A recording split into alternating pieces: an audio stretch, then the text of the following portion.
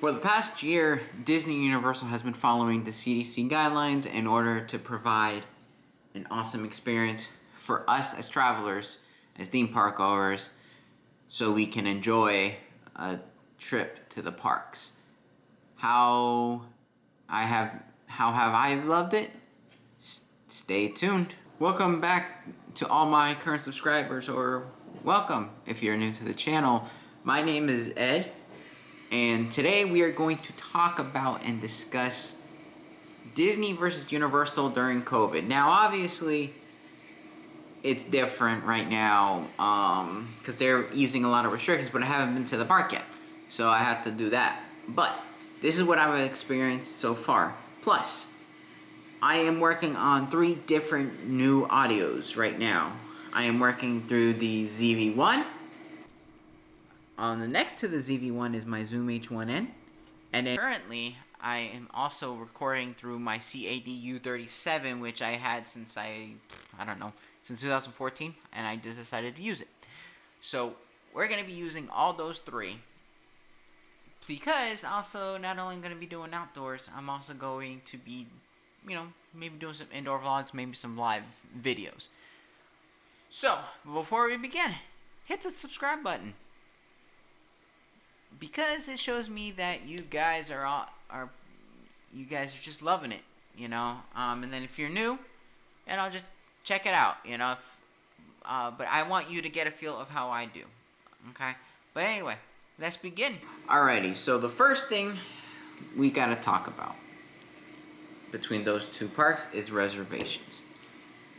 Disney, you have to have a reservation in order to go to the parks. Universal, you don't, okay? Now, with Disney is what I'm gonna prefer, because I would like to know what is available, okay? I don't want to go to Universal and being blindsided waiting 3 hours just to get into the park. Let me give you a good example. Let's say I want to go to Disney July 4th, okay, 4th of July, all right? And I want to go to, let's say Epcot, okay? I go to the reservation system, Epcot is full, but Animal Kingdom is not. I can go to Animal Kingdom any time of the day I want. Granted, I-4 is a madhouse, but I would prefer to go at like 2 p.m. and I would still be able to go in. Universal, on the other hand, there is no reservation. So basically, in order for me to go on July 4th, if I wanted to, I'd have to wake up early in the morning, drive all the way up to Orlando when the garage opens, which usually depends. I mean, the past few times, parking garage has been at 6 a.m. So I actually have to wake up in the morning here, drive almost an hour and a half just to go to Universal in the morning. Okay? Now, I prefer Disney when it comes to reservations, because I know what's available, what's not. If I need to find another day, I pick another day.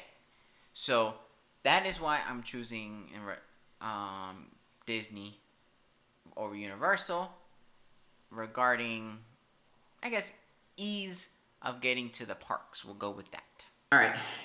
The second thing that I want to discuss is the entertainment value. Now, Disney and Universal are 2 different things, but I'm going to give Universal the win on entertainment, because one reason and one reason only is the nighttime show. I'm a stickler for nighttime shows, and if Disney ain't got no nighttime shows right now. I think they got I can't think of the name of it, but Magic Kingdom that night, by the lagoon, that's it. But in the parks, Universal Studios has got that cinematic spectacular with the fireworks, the fire, the water. That is what I love. Now, characters, because that is also part of the entertainment. Characters in Universal. You are actually able, with 6 feet, take pictures with characters 6 feet distance. Okay, and you can take selfies. Ease of access. However, with Disney, you're gonna be lucky if you can get a selfie. Now, obviously, it's been a while. I think it's been a month since I've gone back, so which I'm going to Magic Kingdom. Um, it's always been, the parades, and that's the only time you can take a selfie unless you get a character dining. Now, they're slowly doing selfie stuff, all the selfies, so areas to take pictures with the characters, 6 feet distance. So I'm gonna, that's working out well. But right now, as for characters, Universal's gonna get the point on that one. And then for shows, um, right now it's gonna be a tie on the shows for the entertainment. Only because the Lion King celebration of Lion King has just opened at Animal Kingdom, and then the Frozen show in Hollywood Studios is currently operating. Okay. Universal, they got their shows, the animal show and the makeup show, horror makeup show, something like that. Look, I'm just working off no script, so I am improvising for you guys. So I'm not looking. Everybody says script. Guess what? I'm just going through my brain. So both are almost the same thing in regards to entertainment. Now they got more shows at Universal than Disney, but I'm gonna give it a tie. Okay. But right now the winner is gonna be Universal because they got more entertainment value over Disney. Third one is going to be parking. Now, it's going to be an I'm going to give the point to Disney on parking, only because there are 4 theme parks. Okay, Universal, there's 2, but they're together. So you have to go through City Walk, and when you're walking in the garage into City Walk, you can probably get your steps already if you are into exercise, because it's a long walk. Disney is not that much of a walk, and it not only that, all the 4 parks are right there. But the point's gonna go with Disney on the parking.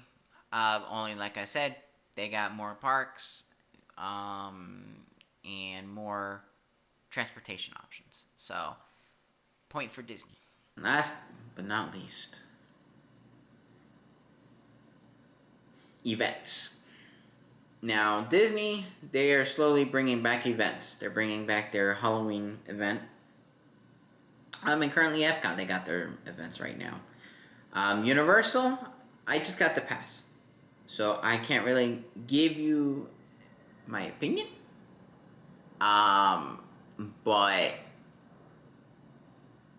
I would say Universal is going to get a point because they were doing Mardi Gras, which I went a few times, and it's an enjoyable experience.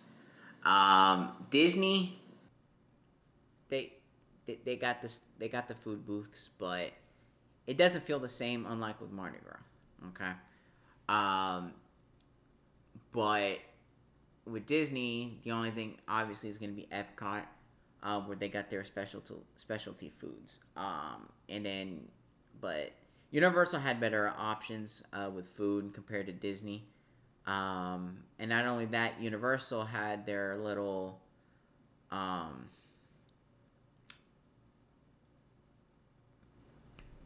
lanyards. Lanyards, and you can actually purchase a lanyard. So that was awesome. Disney, there's no lanyard. I have to use a gift card. Yet I'm filling up my gift card, so that's the problem. But besides that, I'm gonna give the point to Universal on events. Not only that, they got the Halloween Horror Nights coming up, and they're gonna have the holidays, but we're not quite sure yet. what they're gonna do. But yeah, so that's the events. And finally, safety. That's the biggest thing. Any park, it's safety.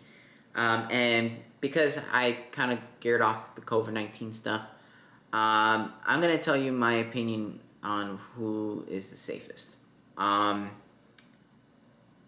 It's basically a tie. Both are doing everything they can to make sure that there's no spread of COVID-19. Obviously, like I said, they are relaxing stuff now, which is awesome. And now, if you have your own opinion, you have your own opinion. But having their, Disney taking masks off for pictures, and then they are removing temperature checks, universal temperature checks, going from 6 feet to 3 feet, and then from what I was told, they adding the single rider line, which we are going to attempt the next time we go to Universal this month. And yeah, but they're slowly getting there. Hopefully by the fall we can get back to normal. We don't know what normal is, obviously, but this is probably good news. So yeah, the tie is going to be for both because both are doing everything they can to make sure we are safe. And with that being said, that's basically my personal opinions on both Disney and Universal. Please let me know in the comments on what you think, which park is better currently. And then once again, like I said in the beginning, don't forget to subscribe, hit the like button. We are currently at this time 63 subscribers. It ain't 100, but let's keep it going because guess what? I made a prediction in January. 5 or 10 subscribers extra would have been happy, would have made me happy. But guess what? We already hit, we're almost at 20 since the beginning of the year, and we are in May. Let's keep it going, guys. Keep it going. Let's hit 100, okay? But without further ado, thank you guys so much for subscribing, for watching. And I'm probably going to be adding this now for vlogging at home. Just so, wherever I don't do, we can replace it with this. Because there can be some days where I'm not going to be able to, some weekends where I might not be able to do what I'm doing. But, yeah. So, till next time.